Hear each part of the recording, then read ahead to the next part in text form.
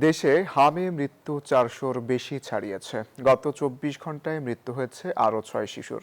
হামের টিকা নেয়ার পরও আক্রান্ত হচ্ছেন শিশুরা, এতে উদ্বেগ উৎকণ্ঠায় অভিভাবকরা। চিকিৎসকরা বলছেন মৃত্যুর হার বেশি হওয়ার প্রধান কারণ টিকার আওতায় না থাকা, সচেতনতার অভাব এবং অপুষ্টি। টিকা দিলেও রোগ প্রতিরোধ ক্ষমতা তৈরি হতে অন্তত ৪ সপ্তাহ সময় লাগবে বলছেন স্বাস্থ্যমন্ত্রী।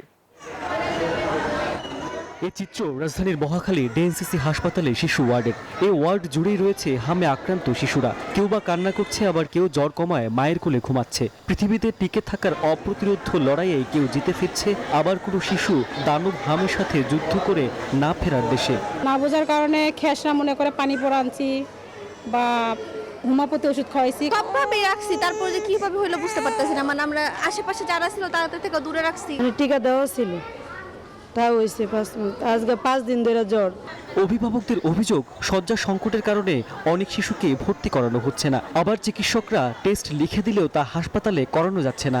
এমন বাস্তবতায় বাইরে থেকে টেস্ট করায় চিকিৎসা ব্যয় বাড়ছে। চিকিৎসায় অবহেলার অভিযোগও করছেন কেউ কেউ। নার্সরা আমারে প্রায় মোটামুটি 4 ঘন্টা পরে 2টা সিরাপ দিছে, কিভাবে খাওয়াবো কেমনে কি কিছু বলে নাই।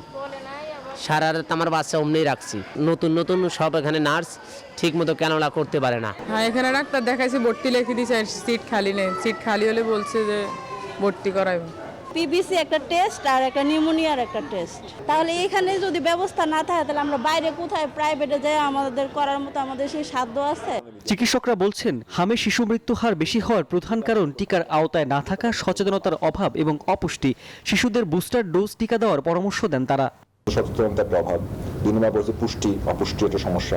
এইগুলোর কারণে আসলে বেশি গেলে আপনাদের দেশে ডেথ রেটটা দেখা যাচ্ছে। এরপরে কোনো সন্দেহ নেই, বুস্টার ডোজ নিতেই হবে, কেননা যে ডোজ টিকা নিয়েছেন তার ডোজ টিকা নেওয়ার পরও তার হয়তো হামের ইমিউনিটিতে হয়তো কিছু ল্যাপস থাকে। এদিকে স্বাস্থ্যমন্ত্রী বলেছেন টিকা দেওয়ার পর শিশুদের রোগ প্রতিরোধ ক্ষমতা তৈরি হতে অন্তত 4 সপ্তাহ সময় লাগবে। সোমবার বরিশাল সদর হাসপাতাল পরিদর্শন শেষে সাংবাদিকদের একথা বলেন তিনি। 2020-এর পরে প্রত্যেক 4 বছর পর পর হামের ক্যাম্পেইনিং হওয়ার কথা ছিল। বিগত সরকারগুলি টিকা কালেক্টও করে নাই, সেই ক্যাম্পেইনিংটা করে নাই। না করার কারণে 0 এজ থেকে 5 বছর পর্যন্ত একটা বিরাট সংখ্যার বাচ্চা আনভ্যাকসিনেটেড রয়েছে। ওই বাচ্চাগুলিরই বেশিরভাগ হাম হয়েছে। নিয়মিত টিকা কার্যক্রমে ধারাবাহিকতা না থাকায় বর্তমানে হামের প্রকোপ বেড়েছে, এমন মন্তব্য করেন তিনি।